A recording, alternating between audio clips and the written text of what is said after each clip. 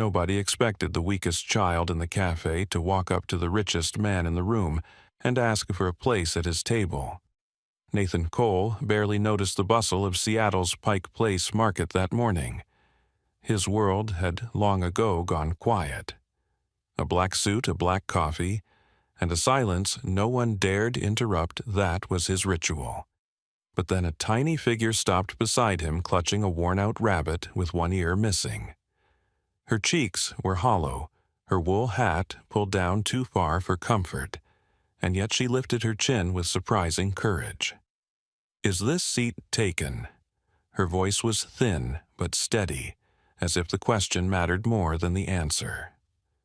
Right there is where you, the viewer, need to pause and ask yourself, what would you have done? Would you welcome her? Or would you turn away the way life had already turned away from her too many times? Comment below, because the choice you imagine here will follow you through this story. Nathan, a man who had signed billion-dollar deals without flinching, froze. People didn't approach him like this. Not waiters, not colleagues, and certainly not children. But something about her, the bravery in her exhaustion, made him push the chair out without a word. She climbed up carefully, her boots knocking against the leg of the chair. The stuffed rabbit landed on the table with a soft thump. "This is bravery," she said, stroking the toy's fur. "She's tired too." Minnie Hook. For a man who had lost his own daughter years earlier, those words weren't just small talk. They were a wound ripped open. Nathan's chest tightened. His daughter Emily had once carried a stuffed bear with the same kind of fierce tenderness right up until the day he lost her to an illness money couldn't fix. Since then, he had lived behind glass walls of wealth, untouchable, but also unreachable. And now, here sat this fragile stranger cracking that wall without even trying. He unwound the scarf from his neck and draped it across the little girl's shoulders. She blinked at him, then smiled, not out of politeness, but with complete, innocent trust. For Nathan, it felt like sunlight breaking into a room long shut. Amelia A. Woman's voice pierced the moment. A young mother rushed forward, her coat too thin for the Seattle cold. Her eyes darted between the child and the stranger in a suit. "I'm so sorry, she shouldn't bother you." Nathan lifted a hand, calm but firm. "She's fine," he said, surprising himself with the gentleness in his tone. "She's lovely." The mother, Grace, hesitated. She looked worn but strong, her eyes shadowed with nights of worry. She gathered Amelia close, torn between suspicion and gratitude. Nathan said nothing more. He didn't demand, didn't explain. He simply watched as the woman carried her daughter toward the door. But Amelia wasn't finished. From her mother's arms, she waved a tiny hand. "Bye, Mr. Minnie Hook." That single wave struck Nathan harder than any boardroom betrayal ever had. It mirrored the last memory of his own child, waving goodbye before being taken from him forever. When the cafe door shut behind them, Nathan's coffee sat untouched. The scarf remained warm on the empty chair. For years he had convinced himself that emotions were a weakness, that grief was something to bury under schedules and numbers. Yet now something had shifted. A child had asked for a seat, and in that fleeting moment she had reminded him that his heart was still alive. Outside, rain tapped against the glass, smearing the city into blurred colors. Nathan leaned back in his chair, his pulse uneven, his breath shallow. He thought of Emily. He thought of promises broken by tragedy. And he thought of the little girl who had dared to ask a stranger for a place at his table. Here's the question you should be asking. Was this chance meeting nothing more than a passing kindness, or was it the beginning of a story that would change all three of their lives? Stay with me, because what comes next will not only surprise you, it will challenge what you believe about love, loss, and second chances. Central Park, in the early hours, had a rhythm of its own. Runners cut across the winding paths, dogs tugged at leashes, and the occasional street performer strummed his guitar near Bethesda Fountain. Nathan Cole wasn't there for exercise or music. He was there because he didn't know where else to go. He told himself it was coincidence that he happened to be in New York on business, but in truth he had been restless since the morning at Pike Place. The child's voice had followed him across cities, echoing through the silence of hotel rooms and long flights. He sat on a bench with his coffee cooling in his hands, watching families drift by. Fathers lifting their kids onto their shoulders, mothers wrapping scarves snugly around small necks. Scenes he once lived in another lifetime. He should have left, should have buried himself in numbers and meetings. But then he saw her. Amelia. She was spinning slowly on the playground carousel, her knitted hat slipping sideways, her laughter carrying through the crisp winter air. One arm clutched the same stuffed rabbit Bravery, the other stretched out like she might fly. Nathan blinked hard. He thought for a moment he had conjured her out of memory. But no, she was there. A few feet away, Grace sat on a bench with the paperback open in her hands, though her eyes never left her daughter. Amelia spotted him before Grace did. Her face lit up like she'd found treasure. She jumped off the carousel, nearly stumbling, and sprinted toward him with her small boots, kicking up bits of gravel. "Scarf man," she shouted, waving Bravery in the air. Nathan felt something he hadn't felt in years. He smiled, unguarded and real. He crouched to meet her, steadying himself as she wrapped her arms around his leg with surprising strength for someone so fragile. "Well, someone remembers me," he said softly. Grace had risen now, clearly startled. Her pace slowed as she approached, caution written across her expression. Her voice carried careful politeness when she reached them. "Hello again." "Hello," Nathan replied gently. "Looks like she has a good memory." "She remembers kindness," Grace said, almost apologetic. She reached for her daughter's hand, but Amelia only pressed closer to Nathan, proud to claim him. Nathan glanced at the little girl, then at Grace. "I brought something," he said, reaching into his coat pocket. He pulled out a small paper bag and handed it to Amelia. Inside was a chocolate-dipped ice cream cone. Grace frowned. "It's freezing. She shouldn't." "Still ice cream," Nathan interrupted with a quiet grin. "Sometimes that's all that matters." For the first time, Grace laughed. It was soft, hesitant, but it cracked through the air like sunlight. "You're not wrong." They sat down together, though space still lingered between them. Amelia climbed up on the bench, licking her ice cream happily. Bravery perched on her lap. Nathan watched her with an attention that was neither forced nor pitying. It was the way a father watches without realizing he's doing it. "She's incredible," Nathan murmured. "Full of life," Grace replied. Her voice was steady, but her eyes carried the weight of sleepless nights. Nathan hesitated, then asked carefully, "If you don't mind me asking, her condition?" Grace exhaled. "Leukemia. It's been a year of hospital's chemo, long nights." Her words came without self-pity, just tired truth. "I studied nursing, once dreamed of teaching. Then I got pregnant.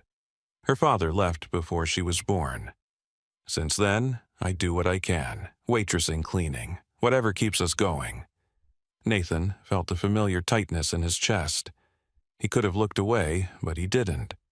"She's lucky to have you." Grace shook her head. "Most days, I feel like I'm failing her." "You're not," he said firmly, surprising himself with the conviction in his voice. Amelia had finished her ice cream and was now chasing a pigeon across the grass, her laughter rising above the winter quiet. Grace's gaze softened as she watched her.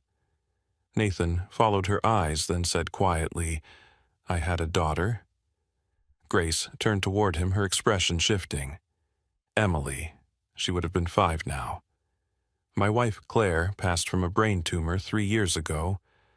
Emily, she was in a car accident with her nanny. I was overseas. I didn't even get to say goodbye." His voice caught, though he forced it steady. Grace's hand tightened around the edge of the bench. "I'm so sorry. I haven't spoken that out loud in a long time," Nathan admitted. He looked at her, his jaw tense but his eyes unguarded. "I buried everything under work. It was easier." There was a pause between them, a silence that wasn't empty but heavy with shared losses. Grace reached across the bench, hesitating only a second, before placing her hand lightly over his. It wasn't romantic, not yet. It was grounding, a recognition. Amelia scrambled back toward them, triumphant from her chase. Nathan stood quickly, instinctively ready to catch her as she stumbled. He brushed snow from her coat. "Careful, princess." She grinned up at him. "You sound like my daddy in my dreams." Nathan turned his face away so she wouldn't see the tear that slipped free. Grace saw, though, and for a moment she understood this wasn't a man looking for pity or redemption.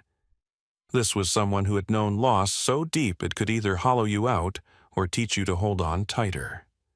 Snow began to fall soft and quiet, drifting down over the park. The three of them stood there, one widowed man, one weary mother, one fragile child, and though they didn't know it yet, that morning had shifted the ground beneath all of them. And here's the question you should be asking yourself now. Was this just coincidence, or was it something closer to fate? Because what happened next would test not just kindness but trust, and it would push all three into choices none of them could have imagined. The winter days that followed settled into a rhythm Nathan Cole had never expected. Each morning, almost without fail, he found himself walking into the same corner cafe near Central Park. It wasn't business drawing him there, and it wasn't habit. It was the chance, no, the need to see a little girl with a pink wool hat and her mother who always looked like she carried the weight of the world and refused to let it crush her. At first, Grace kept her distance. She would guide Amelia to a table nearby, offering Nathan only a polite nod of recognition. But Amelia had no such boundaries. The moment she spotted him, she would wave wildly, calling out "Scarf Man," and dash over to him as though he belonged to her already. Soon, the empty seat across from Nathan never stayed empty long. On good days, Amelia twirled beside the table, singing softly to Bravery, while Nathan pretended to take notes on his phone but never looked away. On bad days, she curled into Grace's lap, pale and worn from chemotherapy, and Nathan kept his voice low, content just to be near her. He never pressed, never overstepped. He simply listened, and slowly Grace began to fill the silence. She told him about her shifts at a midtown diner that barely covered rent, about the cleaning job she took late at night after hospital visits. She confessed she was behind on bills, that she often skipped meals so Amelia wouldn't have to. Nathan didn't interrupt. He didn't offer solutions or money, not yet. He just listened the way no one had listened to him after his losses. One morning, Nathan arrived earlier than usual. He carried a box wrapped neatly in brown paper, his expression unreadable. When Amelia bounded over and tugged at his coat sleeve, he knelt to her level and handed it to her. "I saw this and thought of you." She tore the paper with the enthusiasm only a child could muster and gasped. Inside was a plush bear dressed in tiny scrubs, a stethoscope stitched around its neck. A tag dangled from its paw. "Dr. Bear, he's for the days you don't want to eat." Nathan said, his voice soft but sure. "He's very persuasive." Amelia squealed with delight, hugging the bear tightly. "Dr. Bear says pancakes are medicine," she announced, giggling. Grace's guarded expression flickered. She looked at Nathan, her lips parting as though to protest, but instead she whispered, "That's thoughtful." Nathan only shrugged. She deserves a teammate. That was the first time Grace didn't sit at the next table. That morning she joined him, sliding into the chair across from his. For the first time, they weren't strangers connected only by a child's whim. They were two adults sitting together, acknowledging something unspoken but growing. Days turned into weeks, and the cafe became their quiet refuge. Nathan sometimes brought Amelia her favorite blueberry muffin. Grace, though wary, found herself telling him things she hadn't shared with anyone about the education she never finished, the dreams she'd buried beneath bills and survival. Nathan, for his part, never judged. He simply leaned back, listening, as if her words were more important than any boardroom strategy. Minnie Hook. But kindness has a way of unsettling people who are used to carrying their burdens alone. It was Grace who noticed it first. One afternoon, after a particularly hard chemo week, a nurse handed her discharge papers at the hospital with an unusual smile. "Your balance has been cleared," she said. "Mr. Cole took care of it this morning." Very generous man. Grace froze. Heat flushed her cheeks as shame, gratitude, and anger collided all at once. She hadn't asked him for help. She hadn't wanted anyone to see her as a charity case. She said nothing to the nurse, but inside she was a storm. When she saw Nathan the next morning at the cafe, Amelia darted toward him as usual. Grace followed slower, her jaw tight. She waited until Amelia was distracted with her new Dr. Bear before leaning across the table. Her voice was low-controlled, but it carried an edge Nathan hadn't heard before. "You paid our hospital bills." Nathan met her gaze evenly. "I was going to tell you. When, after you decided what else I couldn't handle on my own," her voice was sharper now, laced with a pride that had been bruised too many times already. Nathan exhaled slowly. It wasn't about control, Grace. It was about her, about not standing by and doing nothing. Grace shook her head. "You don't understand. My life may be messy, but it's mine to manage. You can't just fix it with money like it's another business problem." Nathan's jaw tightened. "I know money doesn't fix everything. If it did, Emily would still be alive." The mention of his daughter's name hung heavy between them. Grace faltered, her anger slipping under the weight of his grief. Nathan's voice dropped. "Claire, my wife, I watched her die in front of me and I couldn't stop it. Then Emily one phone call and she was gone. I didn't even get to say goodbye. Do you know what it feels like to stand there powerless, to realize that all the success in the world can't save the people you love?" Grace swallowed hard, her hands trembling on the table. "I didn't ask you to save us," she whispered. "I know," Nathan said quietly, "but I wanted to." For a moment, neither spoke. The cafe hummed around them, ordinary lives carrying on, but at their table the air was thick with unspoken truths. Amelia looked up, sensing the tension but too young to name it, and placed Dr. Bear in the center of the table like a peace offering. "He says, we all need pancakes," she announced solemnly. Grace laughed despite herself, a sound broken and fragile but real. Nathan's lips curved slightly, though his eyes stayed serious. Minnie Hook. What Grace didn't know was that their quiet corner was no longer private. Someone else had been watching, and soon their lives would be dragged into the public eye in a way none of them were ready for. That night, a blurry photograph hit a gossip site, Nathan Cole, the elusive CEO, sharing coffee with a young mother and her sick daughter. The headline was Ruthless. Widowed Millionaire. Rebrands with Tragic Duo.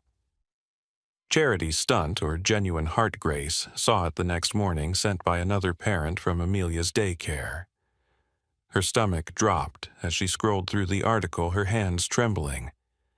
The images showed Amelia laughing in Nathan's lap, Grace smiling faintly across the table. To the outside world it looked staged, polished, like a publicity stunt. Her mind raced. Had this all been real? Or had she and Amelia been pawns in a story Nathan's world was eager to tell? She looked at her daughter asleep on the couch. Dr. Bear tucked under her chin, and for the first time since that day in the cafe, Grace felt the fragile thread of trust begin to fray. The bond had deepened, But now, with the world watching, it was about to be tested in ways neither of them expected. The headline hit Grace like a slap. Widowed CEO using tragic mother and daughter for sympathy.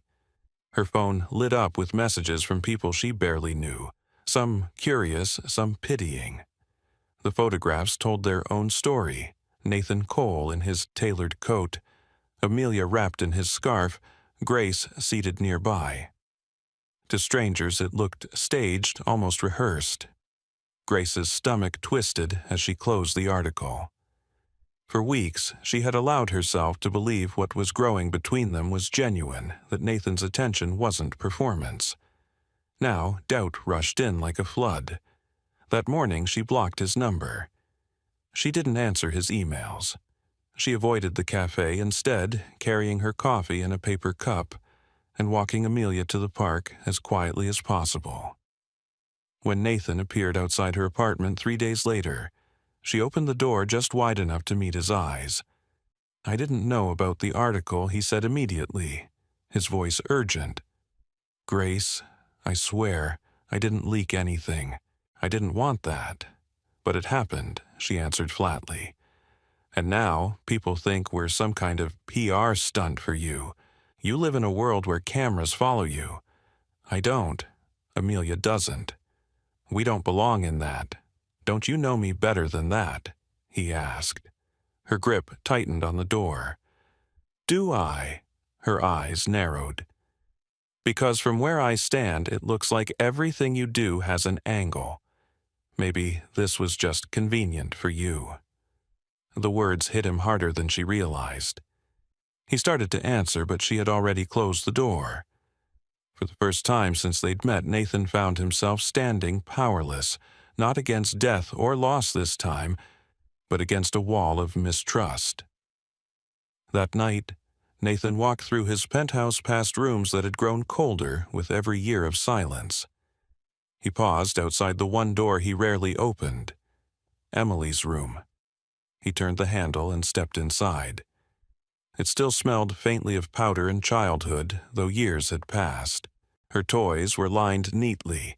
Her bed made her favorite books waiting on the shelf. He sat on the edge of her small bed and opened a worn picture book, his voice breaking as he read aloud. The sound filled the emptiness, trembling, uncertain, but real.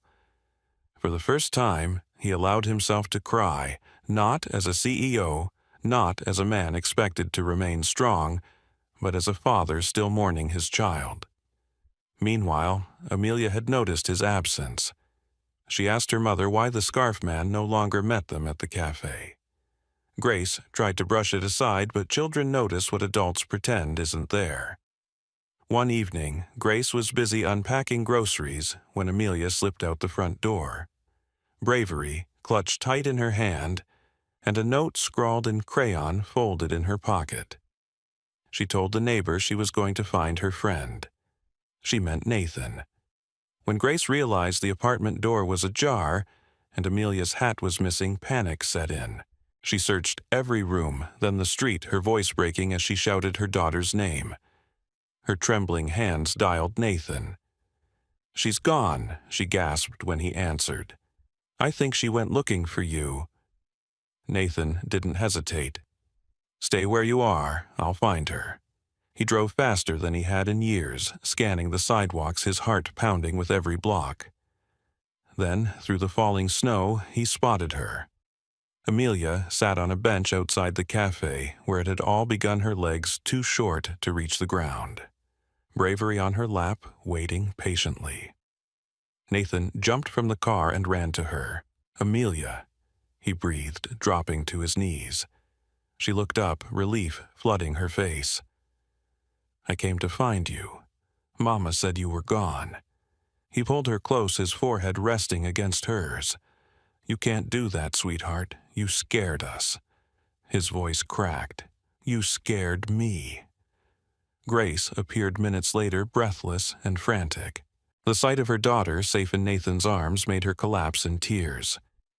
"I thought I lost her," she whispered. Nathan rose, still holding Amelia, and met Grace's eyes. "You didn't lose her. and you don't have to go through this alone anymore." Grace covered her mouth with her hand, tears streaming freely. For the first time, she saw him not as a stranger, not as a wealthy man intruding on her fragile world, but as someone who had already lost too much and was terrified of losing again. She reached out, touching his arm. "I never believed I could have a family again," Nathan said softly. "But if you let me, I want to try." Grace's silence was heavy, but she didn't pull away. Between them, Amelia giggled, clutching bravery tighter, unaware of the gravity of the moment, but sensing its warmth. Life, however, doesn't pause for tender promises. Only a week later, Amelia's health took a sudden turn. Grace woke in the night to find her daughter feverish, her breaths shallow. She called an ambulance with shaking hands. Nathan was already on his way before she finished the call. At the hospital, chaos swallowed them. Doctors rushed Amelia into ICU wires and machines surrounding her tiny frame. Grace collapsed onto a bench, her face pale, her hands trembling. Nathan arrived seconds later and dropped to his knees in front of her. "She's in critical care," Grace whispered. "They don't know if she'll—" Her voice broke, and she folded into herself. Without a word, Nathan wrapped his arms around her. She didn't resist. She clung to him, her sobs muffled against his coat. "I'm here," he whispered into her hair. "I'm not going anywhere." Hours stretched into an eternity, but Nathan didn't leave.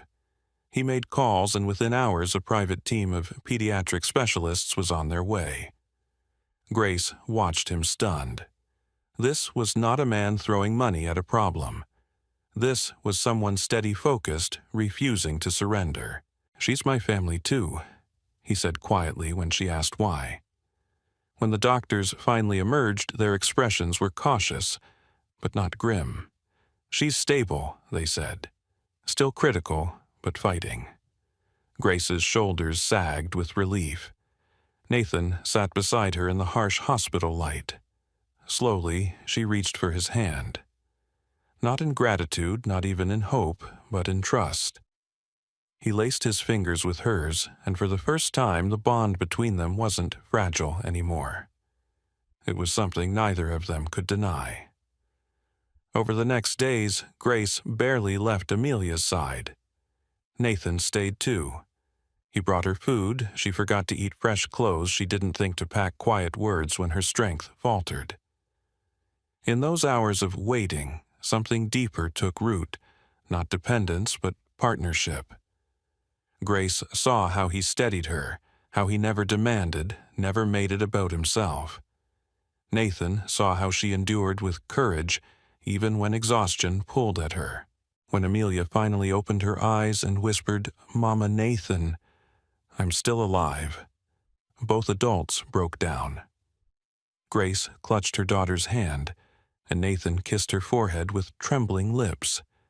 In that sterile room under fluorescent lights and the beep of machines, the walls between them finally fell. They weren't a CEO, a waitress, a patient. They were a family, unsteady, unexpected, but real. And neither of them wanted to let it go. The day Amelia came home from the hospital, the air in Nathan's house felt different. For years, it had been little more than glass and marble, silent and polished. That night, though the walls echoed with the laughter of a child, pretending her stuffed rabbit bravery was a dragon, the staff watched in astonishment as their distant employer crawled across the floor, growling and letting Amelia conquer him with giggles and shrieks of victory. Grace stood in the doorway, a quiet smile on her face, the kind that belonged to someone who hadn't smiled in years, but was learning again. In the mornings, Amelia bounded into the kitchen, her voice bright. "Nathan, I'm still alive," she shouted, climbing onto a chair. And every morning, Nathan turned from the coffee pot, opened his arms, and said, "And that's the best news of the day." Those words became their ritual, their anchor. The months that followed didn't erase the hardships. Amelia still had treatments, and Grace still worked long hours. But everything was different now. Nathan was no longer a shadow hovering at the edges of their lives. He was present in doctor visits and bedtime stories, in the little rituals that stitched their days together.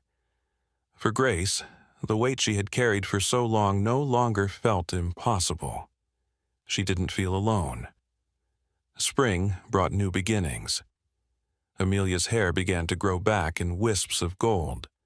Her laughter carried across Central Park as she ran ahead of them, bravery tucked under one arm. Grace walked hand in hand with Nathan, her steps lighter, her smile less guarded. For Nathan, those moments felt like redemption. He hadn't been able to save Claire or Emily, but here he was walking with a new family he hadn't dared to imagine. One Saturday, Nathan suggested a day trip. He drove them to a farm outside the city, a simple place with muddy trails and fences lined with animals. Amelia's joy was uncontainable. She fed carrots to donkeys, chased chickens across the yard, and wore a crown of grass Nathan had woven clumsily for her. Grace stood nearby, her arms crossed but her eyes soft, watching a man who once seemed untouchable kneel in the mud so her daughter could pet a lamb. On the drive home, Amelia fell asleep in the back seat, bravery pressed to her chest. Grace turned to Nathan, her voice quiet. "You're good with her." "She makes it easy," he said. "She told me," Grace added, her lips curving faintly, "that you're like the dad in her storybooks." Nathan's grip on the wheel tightened. "That's a big title." "You're doing just fine," she replied gently. Their bond deepened not only in play but in purpose. Nathan began to speak about something more than the three of them. He wanted to build a foundation for families like Grace's, for children like Amelia. Not for press, not for show, but for real help. He asked Grace to help lead it. "Your heart, your background, it's exactly what this needs," he told her. She hesitated at first, but soon found herself organizing toy drives, reading hours in hospitals, and community programs that brought light to families living in shadows. Together, they became partners. Grace saw in Nathan not just wealth, but steadiness, the kind of presence that held her up when she felt she might fall. Nathan saw in Grace resilience, compassion, and a kind of strength that couldn't be bought. In the quiet moments between fundraisers and hospital visits, admiration grew into something neither of them could deny. A year passed, and life looked nothing like it once had. Amelia's steps grew stronger, her cheeks round with health. Grace, though still cautious, no longer lived with the same constant fear of what tomorrow might steal. And Nathan, once a man who filled silence with meetings and numbers, now filled his days with family laughter and the simple joy of belonging again. One Saturday, Nathan invited them to take a walk through the city. He led them down familiar streets until they reached the small café where it had all begun. Grace laughed softly, recognizing it immediately. "I haven't been here in so long," she said. Inside it was just as it had been that first day, the warm scent of coffee, the quiet hum of conversation, and a table by the window waiting for them. Amelia climbed into the middle seat, grinning as she looked around. "This is where I said it," she announced suddenly. "Said what?" Grace asked, smiling. "Where I asked, 'Is this seat taken?'" Amelia said proudly. She turned to Nathan. "Remember Scarf Man?" Nathan chuckled. "I'll never forget." Grace's eyes shimmered with tears. She tried to blink away. She reached across the table, taking his hand. This place really did change everything. Nathan nodded. Then slowly he stood. Grace frowned in confusion until he reached into his coat pocket and lowered himself to one knee. Her breath caught. He opened a small velvet box, revealing a simple, elegant ring. No ostentation, no diamonds meant to impress. Just a quiet promise of love, steady and real. "The first time your daughter walked into my life, she asked me for a seat." Nathan said, his voice unsteady but strong. I had no idea then that both of you would give me back something I thought was gone forever. You brought me back to life, Grace. You reminded me how to feel, how to hope. I lost my first family, and for a long time I believed I wasn't allowed to love again. But with you I know I can, and I want to spend whatever time I have left with you. All of it. Will you marry me? Grace's hands flew to her mouth.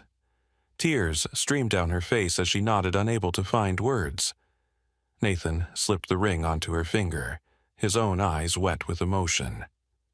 Mommy said yes, Amelia squealed, wrapping her arms around both of them.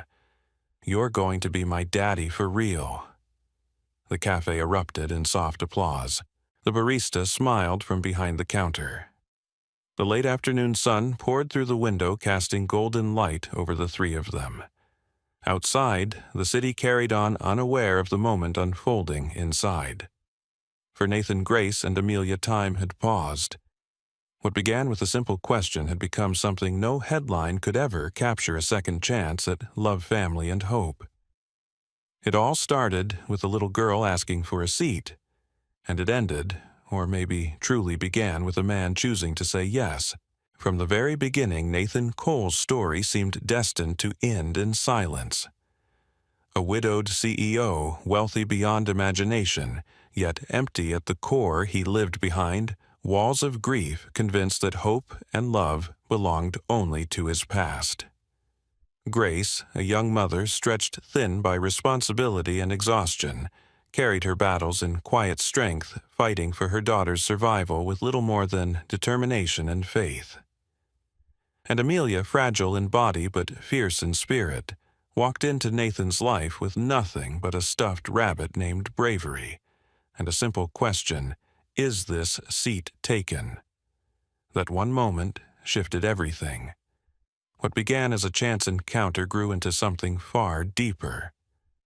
Nathan's guarded heart cracked open as he found himself drawn into Amelia's world of innocence and resilience. Grace, though wary, discovered that not all offers of help were born from pity or control. Some were born from genuine care. Together, the three of them built something unexpected, a bond that defied loss, mistrust, and the unforgiving gaze of the outside world. Their path was never smooth. Headlines accused Nathan of using Grace and Amelia for sympathy, doubts threatened to undo fragile trust, and Amelia's illness cast a constant shadow over their lives. Yet in the darkest hours, whether in hospital waiting rooms or moments of fear, Nathan chose to stay. He did not retreat into the safety of his empire. He stood at Grace's side, proving that presence mattered more than power. Grace, in turn, allowed herself to lean on someone else, something she had not done in years. And Amelia, with her laughter and her simple declarations of being still alive, became the heart that stitched them together. In time, Nathan's mansion was no longer a cold monument to loneliness, but a home filled with warmth. Mornings began with laughter instead of silence. Nights ended not in solitude, but with the comfort of family. A man who once believed his chance at love had died with his wife and daughter discovered that life can offer second beginnings. A woman who believed she was destined to carry her battles alone learned that trust is not weakness. And a little girl fighting for her life proved that hope is contagious, powerful enough to change even the most hardened soul. The lesson their story leaves us with is both simple and profound. Love does not always arrive with grand gestures or perfect timing. Sometimes it begins with the smallest of questions, the quietest of gestures, the briefest of encounters. In a world that often feels rushed and disconnected, we are reminded to pause, to notice, and to choose compassion. We cannot control the tragedies life places in our path, but we can choose how to respond to them, with indifference or with courage and kindness.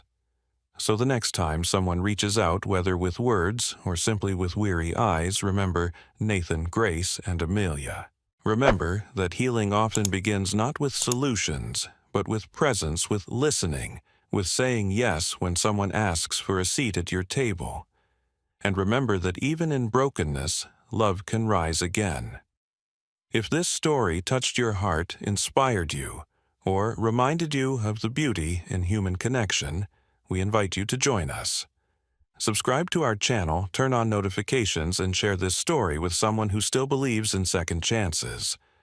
Your support gives us the strength to keep creating stories that heal, inspire, and remind us that hope is always closer than we think.